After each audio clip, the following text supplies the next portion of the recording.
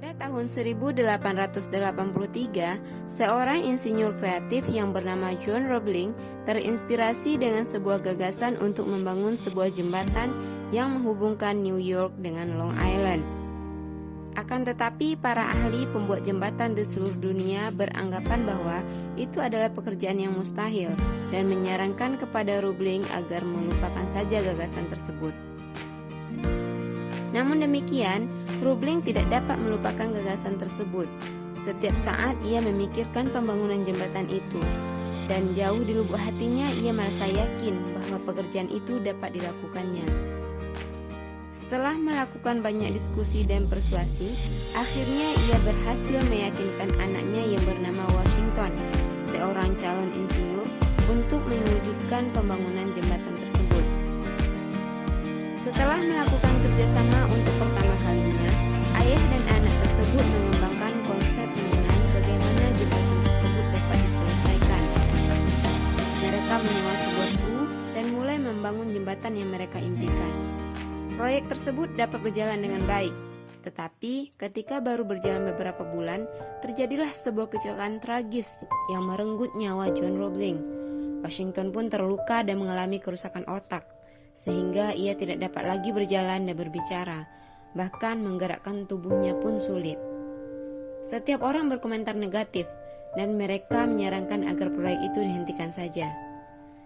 Meskipun menghadapi tantangan yang berat, Washington tidak pernah surut semangatnya, dan masih memiliki semangat yang membara untuk menyelesaikan jembatan itu. Bahkan pikirannya masih setajam ketika belum mengalami kecelakaan. Ia berusaha menginspirasikan dan menyampaikan semangatnya kepada sebagian teman-temannya. Tetapi mereka merasa pesimis. Meskipun sekarang dia lumpuh dan tidak dapat berbicara, dia masih bisa menggerakkan jarinya. Dengan kemampuan yang tersisa inilah ia mulai berkomunikasi dengan istrinya. Ia pun menyentuh tangan istrinya dengan jarinya, yang mengisyaratkan bahwa ia ingin bertemu lagi dengan para insinyur. Kemudian ia menggunakan cara yang sama dalam berkomunikasi, yaitu dengan menentukan jarinya untuk menjelaskan kepada para insinyur mengenai apa yang harus mereka lakukan. Tampaknya pekerjaan yang mustahil, tetapi proyek itu dapat berjalan lagi. Selama 13 tahun, Washington memberikan instruksinya dengan mengetuk-ngetukkan jarinya di tangan istrinya, hingga jembatan itu akhirnya selesai.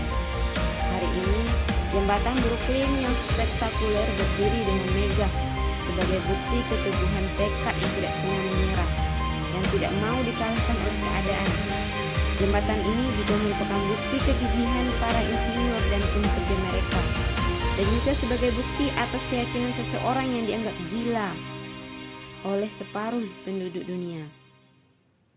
Jembatan ini juga berdiri monumen nyata atas pengabdian dan cinta seorang istri yang selama 13 tahun dengan sabar menjelaskan isyarat dari suaminya.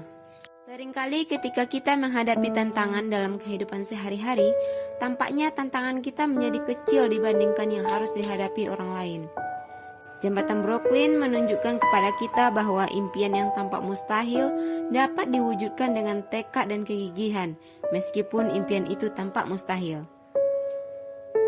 Bahkan impian tampak mustahil untuk dijangkau dapat terwujud dengan tekad dan kegigihan.